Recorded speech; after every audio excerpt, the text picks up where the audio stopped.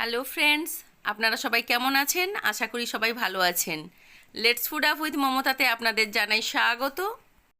আপনারা তো সাবুর অনেক কিছু খেয়েছেন, বাট আজ আমি ভিন্ন স্বাদের টক ঝাল মিষ্টি সাবু মাখা করে দেখাবো। দারুণ সুস্বাদু, দারুণ টেস্টি। তবে চলুন কিভাবে করলাম দেখাই। দারুণ সুস্বাদু টক ঝাল মিষ্টি সাবু মাখা করার জন্য আমি প্রথমে দেখুন এক বাটি সাবু নিয়ে নিয়েছি। এটাকে আমি একটা পাত্রের মধ্যে ঢেলে দিচ্ছি। এটা জল দিয়ে আমি ভিজিয়ে রেখে দেবো। আমি সাবুটা জল দিয়ে ভিজিয়ে রেখেছিলাম দেখুন। এটা আমি 4 ঘন্টা মতো ভিজিয়েছিলাম। সাবুটা খুব সুন্দরভাবে ভিজিয়ে গেছে, খুব সুন্দর দেখুন নরমও হয়ে গেছে। এটা একটু বড় দানার সাবু নিয়েছি আমি। এটাকে এখন আমি জল ঝরিয়ে নেব। আমি ছাঁকনির মধ্যে এটা দিয়ে কিছু সময় রেখে দেবো, তাহলে জলটা খুব সুন্দরভাবে ঝরে এটা ঝরঝরে হয়ে যাবে। সাবু মাখা করার জন্য আমি কয়েকটা কাঁচা লঙ্কা নিয়েছি, আর এখানে আদা কুচি নিয়েছি অল্প পরিমাণ, আর ধনেপাতা কুচি নিয়েছি, আর একটা লেবু নিয়েছি। দেখুন এই লেবুটার আমি রস বার করে নেব, আর এইগুলোকে সব আমি একসঙ্গে পেস্ট করে নেব। আর এইখানে নারকেলটা নিয়েছি দেখুন, এই নারকেলটাকে আমি ভালো করে কুড়িয়ে নেব। এটাও আমি অ্যাড করব।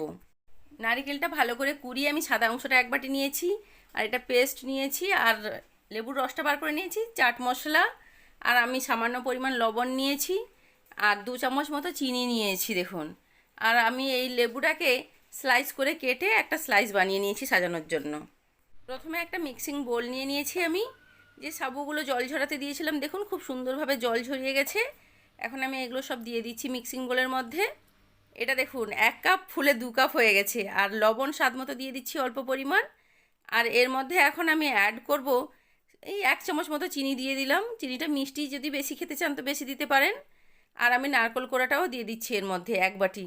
নারকেলটা সাদা অংশটা নেবেন, নিচের কালো অংশটা নেবেন না। আর যে আমি আদা, কাঁচা লঙ্কা, ধনেপাতা এগুলো একসঙ্গে পেস্ট করে রেখেছিলাম সেটা দিয়ে দিলাম। দিয়ে এটাকে আমি কিন্তু হালকাভাবে মাখিয়ে নেব। প্রথমে এটাকে আলতো হাতে ওপর নিচ করে করে মাখিয়ে নিতে হবে। এই সাবু মাখাটা এতটা দারুণ হয়, যারা সাবু কোনো দিন খাননি এইভাবে একবার করে খেলে কিন্তু দারুণ লাগবে। আর এটা একবার করে অনেক দিন ফ্রিজে রেখে খাওয়া যায়। দেখুন এখন এটা হয়ে এসছে মাখানো। আমি লাস্ট ফিনিশিংয়ে এর মধ্যে চাট মশলা দিয়ে দেব। চাট মশলাটা দিলে দারুণ টেস্ট লাগে। চাট মশলা আমি এর মধ্যে দিয়ে দিচ্ছি। আপনারা যেভাবে যেভাবে খাবেন পরিমাণ মতো দিয়ে দেবেন। আর যে লেবুর রসটা বার করে রেখেছিলাম 2 চামচ মতো, সেই লেবুর রসটা আমি এখন এর মধ্যে দিয়ে দিচ্ছি। লেবুর রস আর এই সমস্ত কিছু পড়লে এটা দারুণ টেস্ট আসে। টক ঝাল মিষ্টি দারুণ একটা ফ্লেভার, আর খেতেও দারুণ লাগে।